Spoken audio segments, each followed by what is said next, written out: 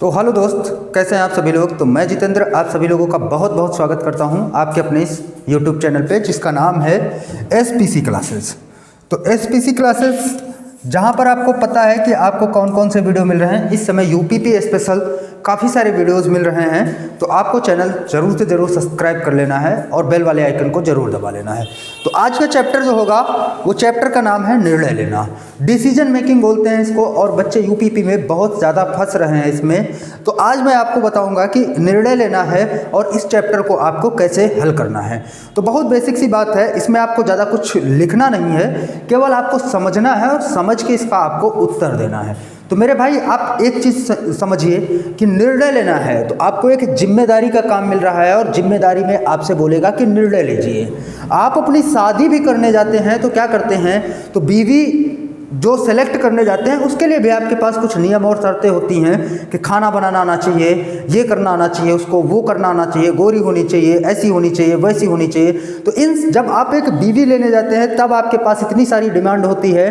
तो उसी तरह से अगर आप किसी कंपनी, कोई कोचिंग, कोई आप एक काम करिए, आप गाँव देहात से बिलोंग करते हैं तो आप एक चीज़ समझिए, अगर आपके खेत में काम है और आप लेबर ढूंढने जाते हैं, तो लेबर ढूंढने जाते हैं तो क्या आप कोई सा भी लेबर लेके चले जाते हैं? तो आप भी देखते हैं कि लेबर कैसा होना चाहिए, लेबर को मजबूत होना चाहिए, लेबर काम अच्छा करना जानता हो। तो ऐसे करके आप चुनते हैं। तो वही काम यहाँ पर इस चैप्टर में होगा, आपको कुछ नियम और शर्तें देगा और नियम और शर्तों के को मद्देनजर यानी कि ध्यान में रखते हुए आपको डिसीजन लेना है, आपको निर्णय लेना है कि इस आदमी को आपको सिलेक्ट करना है कि नहीं सिलेक्ट करना है। तो चलिए अगर हम क्वेश्चन की बात करें तो हमारे पास क्वेश्चन के फॉर्मेट कुछ ऐसे बनेंगे। तो क्वेश्चन के फॉर्मेट हमारे पास कुछ इस टाइप के बनेंगे और क्वेश्चन में आपसे क्या बोलेगा कि निर्देश आपको दिए जाएंगे कि एक संगठन में प्रबंधन प्रशिक्षु के चयन के लिए निम्नलिखित शर्तें हैं। तो शर्तें आपको दे देगा कि उम्मीदवार को कम से कम 60% अंकों के साथ स्नातक होना चाहिए उसको। फिर दूसरी शर्त यहाँ पर दे दी है कि 1/1/2010 को कम से कम 21 वर्ष की आयु होनी चाहिए और 28 वर्ष का होना चाहिए। फिर तीसरी चीज़ यहाँ पर दे रहा है 50,000 रुपये जमानत के रूप में भुगतान करने के लिए तैयार रहे। चौथी चीज़ आपको दे रहा है चयन परीक्षा में कम से कम 40% अंक प्राप्त किए हों।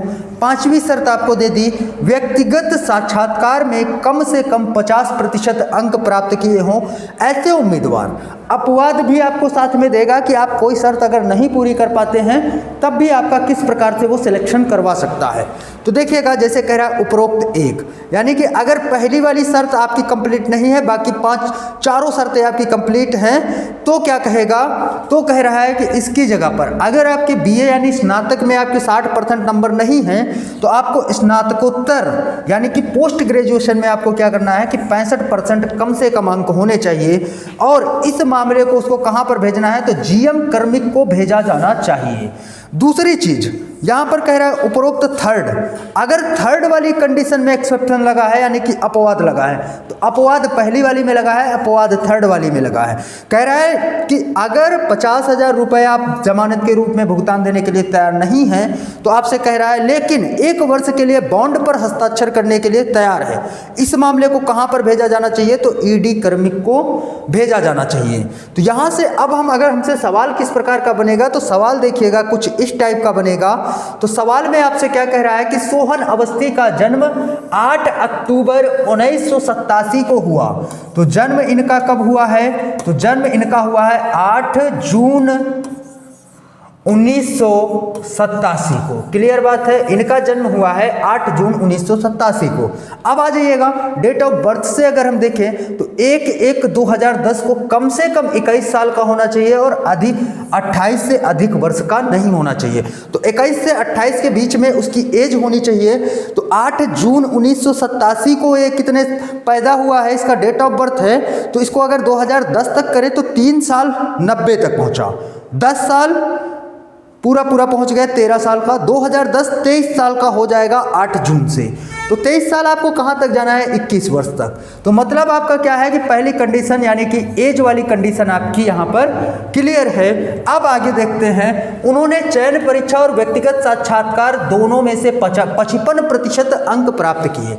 साक्षात्कार में कितने होने चाहिए थे, कम से कम 50 होने चाहिए थे, उसने 55 प्राप्त किए। क्लियर बात है, तो कर सकता है अभी भी। और चयन परीक्षा में भी देखिए 40 होने चाहिए थे, उसने 55 प्राप्त किए हैं, तो ये भी क्लियर है। अब तीसरी चीज क्या कह रहा है, अंक प्राप्त किए, वह 50,000 रुपए जमानत राशि भुगतान कर सकता है।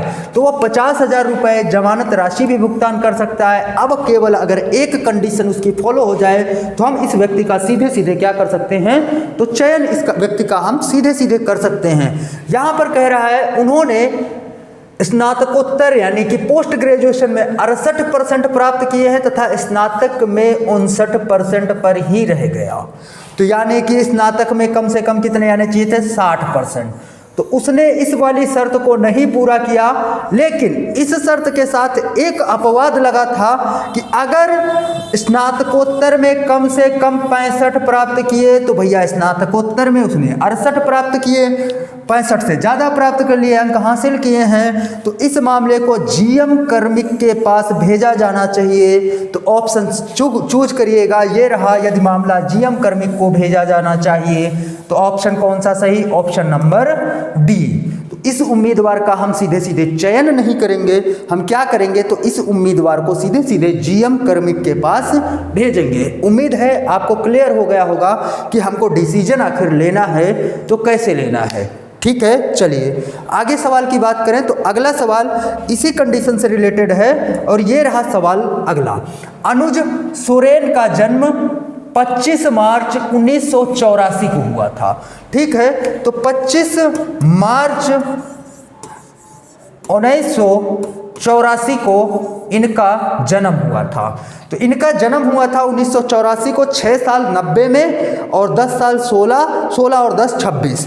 तो 25 मार्च 2010 को वो 26 साल के हो जाएंगे और कह रहा है 28 से ऊपर नहीं होना चाहिए। देखो डेट ऑफ बर्थ आप कब पूरी तरह से निकालना, जब आपकी एकदम आसपास की पहुंच जाए, आसपास एकदम आपको देखना हो। अभी तो आपको पहले से ही पता है कि ये नहीं हो पाएगा, इसकी डेट ऑफ बर्थ क्लियर है, तो ये वाली शर्त इसकी क्लियर है। उन्होंने स्नातक में 58% अंक और स्नातकोत्तर में 63% अंक हासिल किए हैं। तो पहली कंडीशन नहीं फॉलो की, इसके साथ में जो अपवाद था वो भी इन्होंने नहीं फॉलो किया है। तो आगे मेरे भाई आगे क्या आपको चेक करने की जरूरत है, तो इसके अलावा कोई एक्सेप्शन नहीं है। उम्मीदवार का चयन आप नहीं कर सकते हैं आगे, लेकिन देख लेते हैं क्या हमारे पास डाटा पर्याप्त नहीं है, ऐसा कुछ भी हो सकता है। उन्होंने चयन प्रक्रिया परीक्षा और व्यक्तिगत साक्षात्कार दोनों में 50-50% हासिल किए हैं। तो साक्षात्कार में 50 आने चाहिए थे, हैं उसके पास। चयन परीक्षा में 40% आने चाहिए थे, लेकिन उसने 50। और कह रहा है रूप में तैयार है 50,000 रुपया जमानत। तो ये भी कंडीशन है। तो 4 कंडीशनें उसने फॉलो की, एक कंडीशन उसने नहीं फॉलो की, उसके साथ वाला अपवाद भी इन्होंने नहीं फॉलो किया। तो इनका सीधा सीधा क्या होना चाहिए, तो उम्मीदवार का चयन आप नहीं कर सकते हैं। ऑप्शन नंबर आपका सी वाला क्लियर करेक्ट आंसर हो जाएगा। क्लियर बात है। तो डिसीजन आपको किस तरह से लेना है, तो आपको डिसीजन इसी तरह से लेना है। चलिए अगले सवाल की अगर बात करें तो अगला सवाल देखेंगे, ये भी बहुत आसान सा सवाल है। सीमा विश्वास का जन्म 15 मई 1985 को हुआ। तो 15 मई 1985 को इनका हुआ है जन्म। तो डेट ऑफ बर्थ आपने अभी देखा तो क्लियर है, इनकी ये वाली कंडीशन इनकी फॉलो हो गई। स्नातक में 65% है, ये भी क्लियर है। स्नातकोत्तर में 70, हमको स्नातक अगर 60 से ऊपर है तो हमको स्नातकोत्तर देखना ही नहीं है। वह जमानत राशि के रूप में 50,000 रुपया देने को तैयार हैं, तो भैया 50,000 रुपया भी देने को तैयार हैं। उन्होंने चयन परीक्षा में 45% अंक हासिल कर लिए। ठीक है, चयन में 40 अंक हासिल करने थे, उन्होंने 45 कर लिए। अब इसके बाद देखिएगा, एक कंडीशन आपकी रह गई कि व्यक्तिगत साक्षात्कार के रूप में इनको 50% अंक कम से कम लेने चाहिए, जिसका डाटा आपको नहीं दिया गया है। तो इस उत्तर का हम सही, इस क्वेश्चन का सही उत्तर क्या लगाएंगे? यदि दिया गया डाटा निर्णय लेने के लिए पर्याप्त नहीं है, क्योंकि साक्षात्कार का उनका कोई ब्यौरा नहीं दिया गया कि उन्होंने नंबर कितने पाए, दिया है कि नहीं दिया, आपको कुछ भी नहीं पता। तो सीधा सीधा हम इसका उत्तर क्या करेंगे कि दिया गया डाटा निर्णय लेने के लिए पर्याप्त नहीं है। चलिए आगे सवाल की बात करें तो अगला सवाल हमारे सामने ये रहा कुछ इस प्रकार का। सवाल में कह रहा है अभिनव भोपाल ने व्यक्तिगत साक्षात्कार में 52% अंक और चयन में, व्यक्तिगत साक्षात्कार में, तो साक्षात्कार में 50 लेने थे, 52 लेके आए, प्रतिशत और चयन परीक्षा में 40% अंक, ठीक है 40 ही लाने थे तो उन्होंने 40 लाए। वह जमानत के रूप में 25,000 रुपये का भुगतान कर सकता है। तो अभी हमारे पास ये वाली कंडीशन नहीं फॉलो हुई है। वैकल्पिक रूप से वह 1 वर्ष के बॉन्ड पर हस्ताक्षर कर सकता है, तो ठीक है इसका एक्सेप्शन है, वो क्लियर है। अब आगे हम चेक करते हैं, उनका जन्म 3 दिसंबर 1984 को हुआ है, तो डेट ऑफ बर्थ भी इनकी क्लियर है। उन्होंने स्नातक में 63% अंक भी किए हैं, तो 63% अंक 60 होने चाहिए थे, 60 से ऊपर 63% अंक हैं इनके। तो अब देखिएगा, एक कंडीशन, दो कंडीशन, तीसरी कंडीशन वो फॉलो नहीं किए हैं, लेकिन इसका एक्सेप्शन है कि 1 वर्ष के लिए बॉन्ड पर हस्ताक्षर करने के लिए तैयार हों, तो इस मामले को ईडी कार्मिक के पास भेजा जाना चाहिए। बाकी सारी कंडीशंस इनकी फॉलो हैं, और वो देखिएगा यहाँ से कि वो भुगतान कर सकता है, वैकल्पिक रूप से 1 वर्ष के बॉन्ड पर हस्ताक्षर भी कर सकता है। तो इसका मामला कहाँ पर भेजा जाना चाहिए? ईडी कार्मिक के पास भेजा जाना चाहिए, जो कि ऑप्शन आपका कहाँ है? ईडी कार्मिक को भेजा जाना चाहिए, ऑप्शन नंबर ई आ जाएगा। क्लियर सी बात है, तो ऑप्शन नंबर आपका ई आ जाएगा। यहाँ पर अगर पुलिस की बात करें तो उत्तर प्रदेश कांस्टेबल परीक्षा में आपके पास ऑप्शन मिलेंगे केवल 4, तो ये 5वां ऑप्शन आपके पास वहाँ पर नहीं होगा। क्लियर सी बात है। चलिए आगे बढ़ते हैं, और अगला सवाल हमारे सामने कुछ ये रहा, इसी से रिलेटेड है अभी हमारे पास अगला सवाल भी।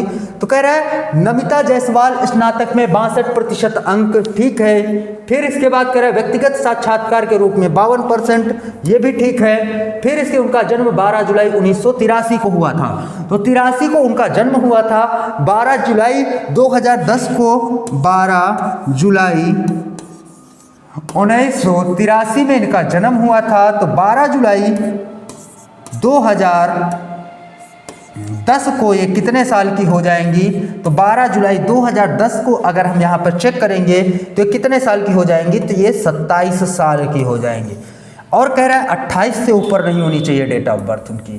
तो अभी तो ये 12 जुलाई 2010 को ही 27 साल की होंगी, तो 1 से चेक करेंगे तो 27 से थोड़ा सा ऊपर जाएंगी, 28 साल से ऊपर की नहीं है। तो इनकी ये भी कंडीशन क्लियर है, ठीक है। वह 50,000 रुपये के रूप में जमानत देने के, भुगतान देने के लिए भी तैयार हैं, ठीक है। चयन परीक्षा में 46% अंक प्राप्त किए हैं, तो चयन परीक्षा में कितने? 40% अंक होने चाहिए थे, इनके हैं 46%। तो अब आप चेक करिए सारी कंडीशंस फॉलो, जैसे ही सारी कंडीशंस आपको मिल गई तो उत्तर आपका क्या होगा कि उम्मीदवार का चयन भैया कर लिया जाना चाहिए, क्योंकि इन्होंने सब की सब कंडीशंस को फॉलो कर लिया है। क्लियर बात है। चलिए आगे वाले सवाल की बात करें तो अगला सवाल हमारे पास कुछ ऐसा है। सवाल में क्या बोल रहा है? तो सवाल में बोल रहा है, फिर से अगला सवाल है, नेक्स्ट सवाल है ये। उस सवाल से 5 सवाल आए, लेकिन पुलिस में मेरे भाई आपको मैं बता दूं, एक सवाल से आपके 5 सवाल नहीं बनने वाले हैं, लेकिन 3 सवाल आपके कम से कम बना दे के जाएगा। 3 क्वेश्चन,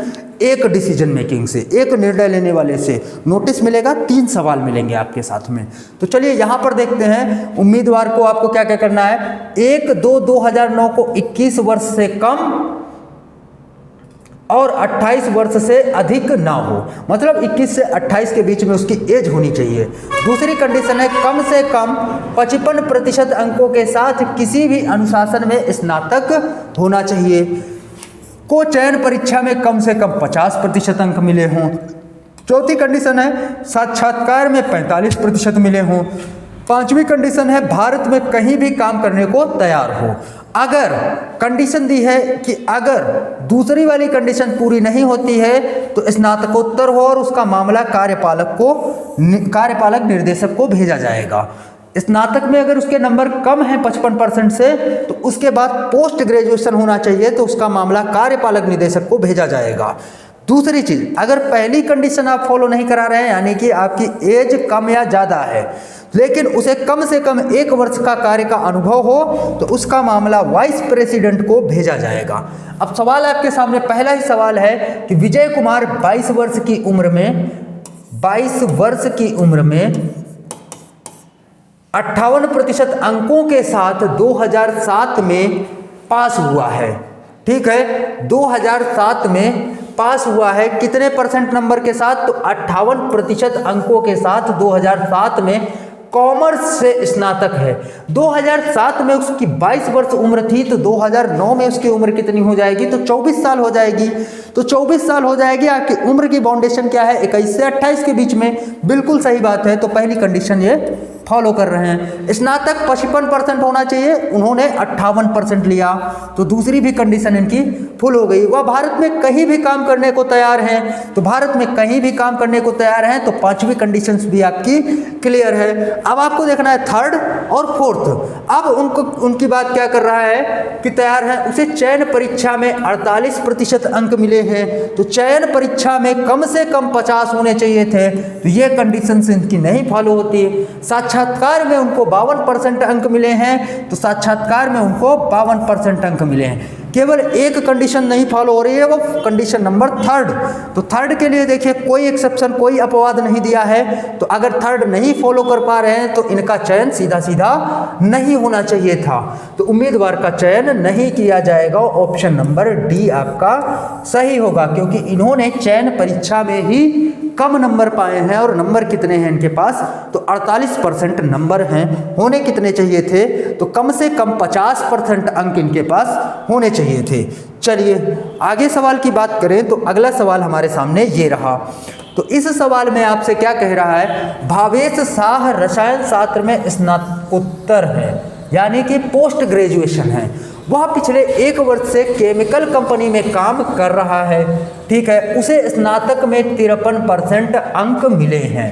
तो स्नातक में कम से कम कितने होने चाहिए थे? 55%, तो उनको मिले हैं 53%। ठीक है, अपवाद है इसका दूसरे का, ये रहा पहला वाला, लेकिन स्नातकोत्तर हो तो उनके पास है, तो ये अपवाद के साथ ये कंडीशन ये पूरी कर रहे हैं। उसे स्नातक में 53%, उसे चयन परीक्षा में 58% मिले हैं। तो चयन परीक्षा में 50 होने चाहिए थे, 58 मिले, क्लियर बात है। साक्षात्कार में उनको 52 मिले हैं, तो साक्षात्कार में 45 होने चाहिए थे, उनको 52 मिले हैं, तो ये भी कंडीशन क्लियर है। इस समय वह 26 वर्ष के हैं, तो एज भी इनकी क्लियर है कि ये 26 वर्ष के हैं। वह भारत में कहीं भी काम करने को तैयार हैं, तो ये भी कंडीशन इनकी फॉलो हो रही है। तो कंडीशन नंबर 2 इनकी फॉलो नहीं हो रही, लेकिन उसके साथ में एक अपवाद दिया गया है, तो इस अपवाद का वो कंडीशन फॉलो कर रहे हैं। उनके पास स्नातकोत्तर है और वो भी रसायन शास्त्र से है, तो उसका मामला आपको कहाँ पर? कार्यपालक निदेशक को भेजा जाएगा। तो कार्यपालक निदेशक को भेजा जाएगा, तो ऑप्शन कौन सा है? Option number B. क्लियर बात है। तो ऑप्शन नंबर आपका बी यहाँ पर बिल्कुल सही जवाब हो जाएगा। चलिए आगे बढ़ जाइएगा, तो अगले सवाल पे बढ़ें। ये रहा अगला सवाल। निशा शर्मा ने जुलाई 2008 में, ठीक है, यहाँ पर देखेंगे तो जुलाई 2008 में 57% अंकों के साथ बीकॉम पास किया। उसने साक्षात्कार के रूप में 48% अंक और चयन परीक्षा में 58% अंक। वह भारत में कहीं भी काम करने को तैयार है। नवंबर 2008 में उसे 25 वर्ष की आयु पूरी की थी। तो नवंबर 2008 में 25 वर्ष की थी, तो नवंबर 2009 तक उनकी आयु कितनी हो जाएगी? तो 26 वर्ष हो जाएगी। तो डेटा इनकी क्लियर है। ठीक है, बीकॉम पास किया है, तो बीए बीकॉम और बीए इक्विवेलेंट होता है, पूरा स्नातक ही होता है। तो बीकॉम पास किया है और कितने परसेंट के साथ? तो 57% के साथ। तो ये भी आपका 55 होना चाहिए था, इन्होंने 57 पास किया। वो भारत में कहीं भी काम करने को तैयार हैं। ठीक है, चयन परीक्षा में उनके, साक्षात्कार में उनके 48 हैं, 45 होने चाहिए थे। ठीक है, चयन परीक्षा में कितने हैं उनके 58% हैं, 50 होने चाहिए थे, ये भी ठीक है। तो इन्होंने तो सारी कंडीशंस फॉलो कर ली, तो इनका क्या होना चाहिए था, तो सीधा सीधा उम्मीदवार का चयन कर लिया जाना चाहिए था। सारी कंडीशंस को फॉलो कर लिया है तो उम्मीदवार का भी चयन सीधा सीधा आपको कर लेना है। चलिए अगले सवाल की बात करें तो ये रहा अगला सवाल। तो अगले सवाल में देखेंगे तो अगला सवाल आपसे क्या कह रहा है कि वंदना ने 68% अंक के साथ अर्थशास्त्र में BA पास किया। तो ठीक है, 65 होने चाहिए थे, 68 है उनके। उसकी जन्म तिथि 23/8/1983 है। तो 1983 है, आपको कहाँ तक जाना है, 2009 तक देखना है आपको। ये 7 इधर हो गए, 10 17 17 और 9 26, तो 26 डेट ऑफ बर्थ भी क्लियर है, हो जाएगा। आपको एग्जैक्ट नहीं निकाल के देखना है, मोटा मोटा देखना है आपको। 28 से ऊपर तो नहीं जा रहे बस, और 21 से कम तो वैसे भी नहीं है। फिर उसके बाद देखिए वो भारत में कहीं भी काम करने को तैयार हैं, तो भारत में कहीं भी काम कर सकते हैं। अभी 2 कंडीशंस बची है हमारे पास। उसे साक्षात्कार में 56% मिले हैं, तो साक्षात्कार में 45 होने चाहिए थे, 56 मिले हैं। लेकिन चयन परीक्षा में उसके नंबर कितने हैं, ये बात आपको यहाँ पर कहीं पर भी नहीं दी गई है। तो चयन परीक्षा के लिए कोई एक्सेप्शन भी नहीं है, कुछ भी नहीं है। यहाँ पर देखेंगे तो दूसरी वाली कंडीशन के लिए था और पहली वाली कंडीशन के लिए था। तो यहाँ पर आपके पास डेटा ही पर्याप्त नहीं है, जो कि आपको चयन परीक्षा में कितने नंबर होने चाहिए थे वही आपको पता नहीं है। तो हम क्या लगाएंगे, यहाँ पर दिया गया डेटा, कथन में दिया गया डेटा निर्णय लेने के लिए पर्याप्त नहीं है। तो आंसर कौन सा सही करेंगे, ऑप्शन नंबर सी। चलिए आगे सवाल की बात करें तो अगला सवाल ये रहा हमारे पास, और शायद ये लास्ट ही सवाल होगा। तो अविनाश 63% अंक के साथ प्रथम श्रेणी में पास हुआ, विज्ञान का स्नातक है। तो प्रथम श्रेणी में पास हुआ स्नातक, ठीक है, क्लियर है। साक्षात्कार में चयन परीक्षा में 53%, ठीक है, चयन परीक्षा में 50 से ज़्यादा लाने चाहिए थे। साक्षात्कार में 51%, तो 45 से ज़्यादा लाने चाहिए थे, ठीक है। तो यहाँ तक क्लियर है बातें। वह भारत में कहीं भी काम करने को तैयार है, तो ये भी कंडीशन क्लियर है। अगर आपके डेट ऑफ बर्थ वाली कंडीशन क्लियर हो जाती है तो हम सीधा सीधा इस व्यक्ति का क्या करेंगे, चयन कर लेंगे। तो डेट ऑफ बर्थ कितनी है, 1980 है। 1980 है तो इसकी डेट ऑफ बर्थ 28 से ज़्यादा हो रही है। तो 28 से ज़्यादा हो रही है, देखिएगा डेट ऑफ बर्थ कहाँ से आपको काउंट करना है, 1/2/2009 से। तो 1 महीना हो गया, ठीक है, 2009 साल हो गए, ये महीना 2 महीना हो गया, और दिन कितने हो गए तुम्हारे पास, तो 1 दिन हो गया। अब इनका जन्म कब हुआ था, तो 11/6/1980 को हुआ था, ठीक है। तो अगर आप मोटा मोटा अगर आप यहाँ पर नहीं भी घटाते हैं तो 1980 से हुआ 90 तक 10 साल, 90 से हुआ 2000 तक कितने साल हो गए, 20 साल हो गए। 2009 तक कितने साल का हो जाएगा, तो 29 साल का, 28 प्लस हो जाएगा। वैसे भी तो 28 वर्ष से अधिक नहीं होना चाहिए था, ठीक है। केवल और केवल इसकी पहली कंडीशन फॉलो नहीं हो रही है, पहली कंडीशन फॉलो नहीं होती है, तो उसके लिए आपको अपवाद दिया है कि उसे कम से कम 1 वर्ष का कार्य का अनुभव हो तो उसे वाइस प्रेसिडेंट के पास भेजा जाना चाहिए। तो देखिएगा कह रहा है वह जुलाई 2007 से एक निजी संस्था के विपणन विभाग में काम कर रहा है।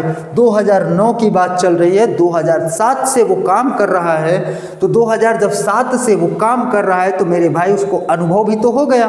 तो अनुभव हो गया उसको कितने साल का, तो अनुभव कम से कम 1 वर्ष का होना चाहिए था। तो 1 वर्ष का अनुभव होना चाहिए था। तो अब यहाँ पर अगर हम देखें तो इसको हम कहाँ पर भेजेंगे, तो उसका मामला वाइस प्रेसिडेंट को भेजा जाना चाहिए। तो वाइस प्रेसिडेंट को आपको यहाँ पर ढूंढना है, और ऑप्शन नंबर आपके पास कौन सा है, तो पहला ऑप्शन आपका यहाँ पर सही हो जाएगा। क्लियर सी बात है, बहुत आसान सा सवाल होते हैं और आसानी के साथ ही आपको समय वेस्ट नहीं करना है बिल्कुल भी। तो बहुत आसानी के साथ आप ऐसे सवालों को कर सकते हैं। तो आज के इस वीडियो में बस इतना ही, तो मिलते हैं आपसे नेक्स्ट वीडियो में। धन्यवाद।